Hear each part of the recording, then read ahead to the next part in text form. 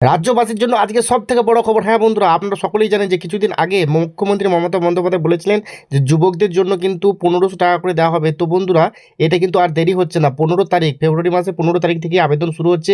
কিভাবে আপনারা আবেদন করবেন, কিভাবে টাকাটি পাবেন, সমস্ত বিষয়টি কিন্তু মুখ্যমন্ত্রী মমতা বন্দ্যোপাধ্যায় নিজের মুখে বলে দিয়েছেন। তো চলুন আমি আপনাদের মুখ্যমন্ত্রী মমতা বন্দ্যোপাধ্যায় কী বলেছেন সেটা আপনাদের শুনিয়ে দিচ্ছি। বিশেষ করে যুবসাথী যে প্রোগ্রামটা আছে, যে স্কিমটা নতুন করে লঞ্চ করা হয়েছে মাধ্যমিক পাশেদের জন্য, মাধ্যমিক পাস যারা করবে 21 থেকে 40 বছর, তাদের যেমন পরিষ্কার বলা হচ্ছে যে তারা যে কোনো স্কলারশিপে পেতে পারে, সে ঐক্যশ্রী হোক, মেধাশ্রী হোক, স্মার্ট কার্ড হোক, বা শিক্ষাশ্রী হোক, বা Swami Vivekananda merit cum scholarship হোক, যতগুলো আছে সেগুলোর সাথে কোনো এফেক্ট করবে না এটা। কিন্তু অন্য কোনো স্কিমে যদি তারা টাকা না পায়, তাহলে তারা 1,500 টাকা করে আগামী 5 বছর পাবে। তারপরে আবার রিভিউ হবে যতদিন তারা চাকরি না পাচ্ছে। সেইটা আমরা বলেছিলাম 15ই আগস্ট থেকে করব, কিন্তু যেহেতু 1 এপ্রিল থেকে ফাইন্যান্সিয়াল ইয়ার শুরু হয়, কাজেই এটা আমরা 1 এপ্রিল থেকে দেব বলেই ঠিক করেছি। কিন্তু তার আগে আমাকে তো অ্যাপ্লিকেশন জমা নিতে হবে। সেই জন্য আমরা যেটা প্ল্যান করেছি, সমস্ত ডিপার্টমেন্টের সেক্রেটারি আছে, চিফ সেক্রেটারি মনোজ পন্ত, অমিত মিত্র সহ, ফাইন্যান্স সেক্রেটারি সহ সবাই আছে।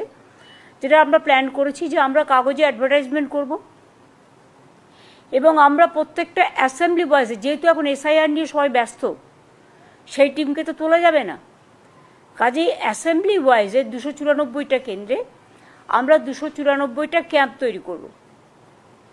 সেই ক্যাম্পে ওই দুয়ারে সরকারের মতোই, সেই ক্যাম্পে বিশেষ করে একই ক্যাম্পে 3টে ডিপার্টমেন্ট থাকবে। একটা হচ্ছে ইউথ অ্যান্ড স্পোর্টস, যুবসাথীদের জন্য।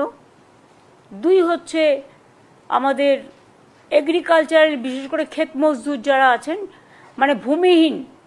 আমরা কৃষক বন্ধুদের 2 লাখ টাকা করে দিই মরে গেলে, এবং এমনি ক্রপ ইন্স্যুরেন্স দিই।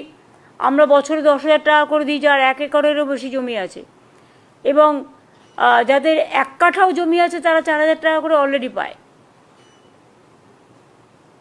এবং বিশেষ করে 2টো স্কিম নেওয়া হয়েছে, যেটা হচ্ছে ক্ষেত মজদুরদের, ওই ক্যাম্পেসের নামটা লেখাতে হবে ক্ষেত মজদুর মানে ভূমিহীন, যারা ভূমিহীন চাষি অথচ ভূমিতে চাষ করে, তাদের বছরে 2বার 2,000 টাকা করে দেওয়া হবে।